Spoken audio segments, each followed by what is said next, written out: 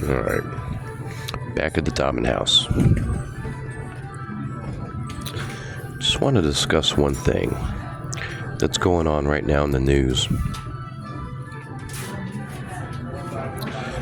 And that would be the quote-unquote wildfires in California.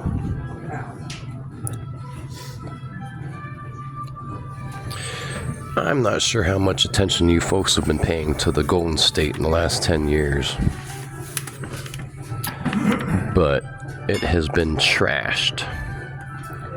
California has been trashed.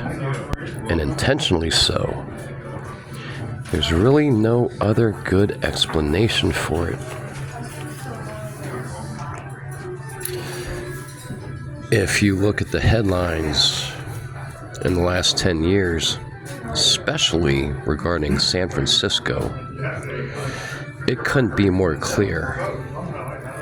Now, some folks would be tempted to turn this into a partisan issue and blame Pelosi and Newsom. Personally, I don't blame Pelosi and Newsom. They're just doing what they're told. They're following marching orders. But think about all the designer stores that were ransacked, apparently with no response and no consequences. Criminals breaking into Apple stores, running out with handfuls of phones and iPads and stuff. No arrests reported, or few arrests reported. Largely all these thieves and vandals getting away with it. Then you look at the city itself, and then you look at all the shuttered stores. The soup is all it's cracked up to be, by the way.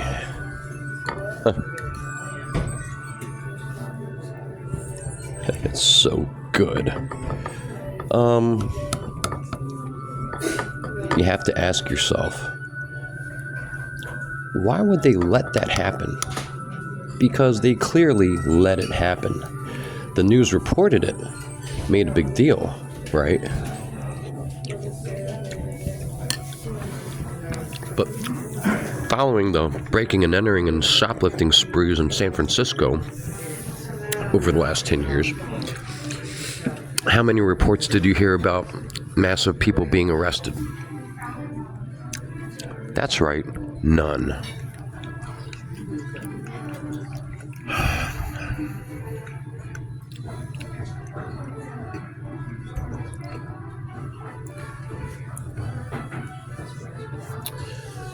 Also point out, as I think I did in a community post, that the path of the first round of wildfires in California years ago, I guess this was around somewhere around 2020, a little before, a little after. That path of fires happened to trace the exact path of the high-speed rail corridor.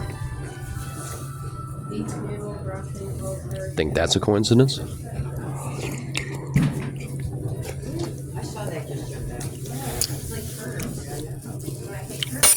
Do you think that normally, in any other circumstances or in any other decade,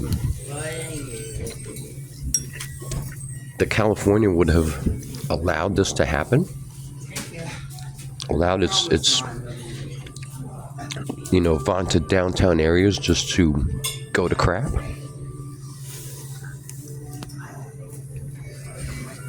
Because under normal circumstances, I don't think so.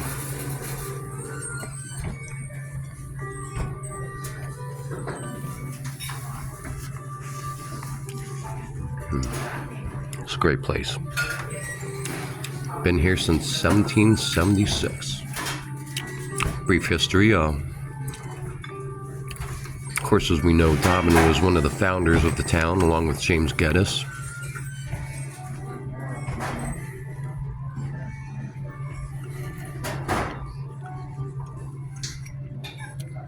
Guys can do a little screenshot there, hopefully. Maybe not. But Alexander Dobbin actually, he bought 300 acres. Of course, built a house for himself. I think a farm on the property. But much of the, there was also a classical school, which is kind of integral back then. And the classical school was part seminary and part college.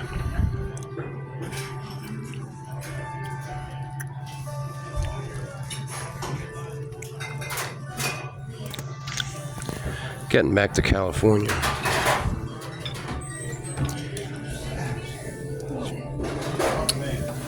Don't you people think that it's odd that so much crime and delinquency has gone unanswered for so many years?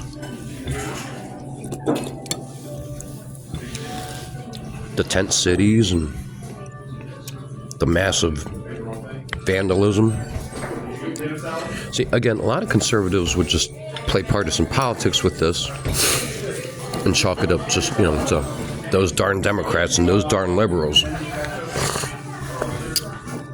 And while sometimes I'll be inclined to agree with such thinking, this is bigger than that. This is bigger than that. As I mentioned in recent video I shot in Ellicott City, we are in a major period of transformation. Major transformation. Remember the infrastructure bill. Trillions allocated. So if trillions have been allocated, the money for rebuilding is already in place. If you think about it now, it may not have been specifically earmarked for, just roads and bridges and general infrastructure and streets and stuff like that. But a lot of that money is going to go back to rebuilding the city of San Francisco and the city of Los Angeles. This was part of the plan. And everything that's going on right now is not an accident. And I hate to put it in these terms, folks, and it's not something I want to believe myself.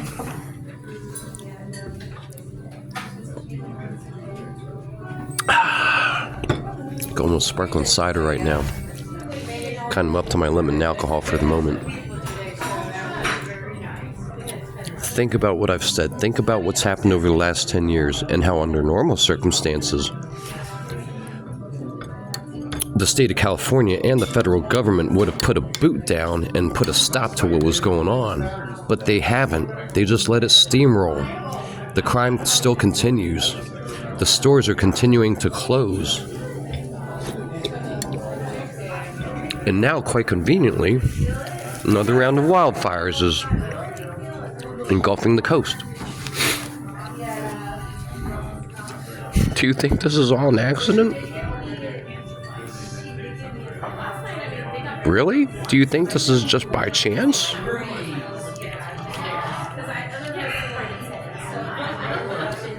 In today's world, my folks, things are never as they seem. Ever. And I promise you, there is a lot more going on than meets the eye. But I'm going to get to my meal. Got some more food coming. Just some more food for thought, guys. Just some more food for thought. You can take it, you can leave it. Hopefully you think about it. Things may start to click for you. I used to be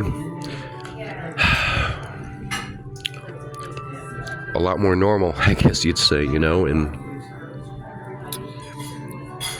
it's taken a lot of study, a lot of years, a lot of insight to see the bigger picture.